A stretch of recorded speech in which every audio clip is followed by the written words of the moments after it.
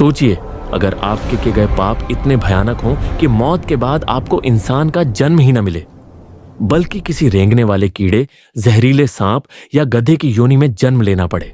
गरुड़ पुराण कहता है, यह सिर्फ कहानी नहीं, बल्कि हर आत्मा का सच्चा हिसाब है, और यह हिसाब कभी छूटता नहीं, चाहे आप माने या ना माने। हिंदू धर्म के 18 महापुराणों में गरुड़ पुराण का विशेष स्थान है। यह सिर्फ एक ग्रंथ नहीं, बल्कि जन्म से मृत्यु और मृत्यु के बाद की पूरी यात्रा का रहस्य खोलता है। इसमें भगवान विष्णु और उनके वाहन गरुड़ के बीच हुआ संवाद है, जिसमें जीवन, कर्म और मृत्यु के बाद का सच विस्तार से समझाया गया है। गरुड़ पुराण साफ कहता है, जैसा कर्म वैसा फल, और यह फल सिर्फ इसी जन्म में नहीं, बल्कि अगले जन्म में भी भुगतना पड़ता है। जो लोग पाप करते हैं, चोरी, छल, दूसरों को कष्ट देना, उन्हें पहले नर्क की भयानक यातनाएं सहनी पड़ती है। इसके बाद अगली बार वे जहरीले, रेंगने वाले प्राणियों की योनि में जन्म लेते हैं। जो पुरुष किसी महिला का शारीरिक शोषण करता है, उसे नर्क में भयानक दंड दिया जाता है। अगले जन्म में वह अजगर बनकर जन्म लेता है और अपनी पूरी जिंदगी तड़प तड़प कर बिताता है।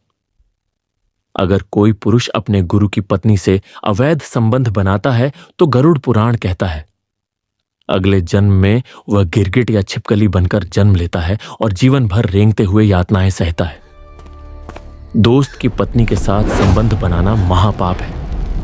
जो यह पाप करता है, उसे अगले जन्म में गधे की योनि मिलती है, और यह आत्मा जन्म जन्मांतर तक दुख भोगती रहती है। जो पुरुष महिलाओं का सम्मान नहीं करते, उनसे दुर्व्यवहार करते हैं, अगले जन्म में नपुंसक जन्म लेते हैं और सुख चैन से कभी नहीं रह पाते।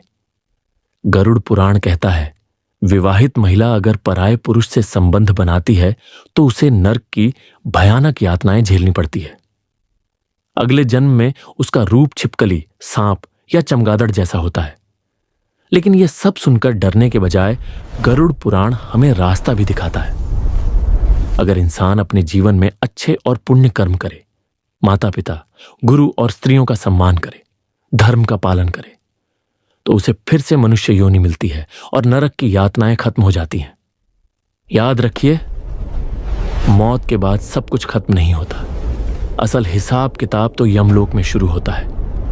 आप आज जो भी कर्म कर रहे हैं, वही तय करेंगे कि अगले जन्म में आप क्या बनेंगे, मनुष्य या कोई रेंगने वाला जीव।